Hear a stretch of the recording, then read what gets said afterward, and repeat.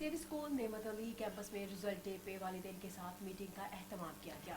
Meeting का इनेकाद किया गया जिसमें बच्चों की कारकर्दगी के बारे में वालिदैन को आगाह किया गया। मजीद जान लेते हैं नुमाइंदा 7 न्यूज़ अली हैदर से। जी अली। जी बिल्कुल, द सेवी स्कूल नेमत अली कैंपस में आज रिजल्ट डे का एहतमाम किया गया है, जिसमें वालिदैन को मदऊ किया गया था। उन्हें सेकंड टर्म के उनके बच्चों के जो रिजल्ट हैं वो बताए जा रहे हैं, जो कि बहुत अच्छी बात है। बच्चे किन किन मज़ामीन में अच्छी कारकर्दगी और किन मज़ामीन में कमज़ोर हैं, टीचर्स के साथ साथ वालिदैन भी उनके ऊपर तवज्जो देंगे। यहाँ पर हमारे साथ द सेवी स्कूल नेमत अली कैंपस की प्रिंसिपल भी मौजूद हैं, उनसे बात करेंगे वो इस हवाले से क्या कहती हैं। मैम बताइएगा, ये बहुत अच्छा इनिशिएटिव है द सेवी स्कूल का कि बच्चों के वालिदैन को मदऊ किया जाता है, उन्हें बताया जाता है कि उनके बच्चे इन मज़ामीन में अच्छी कारकर्दगी और इनमें कमज़ोर हैं, वो भी तवज्जो दें, आप भी तवज्जो दें, क्या कहेंगे इस पर?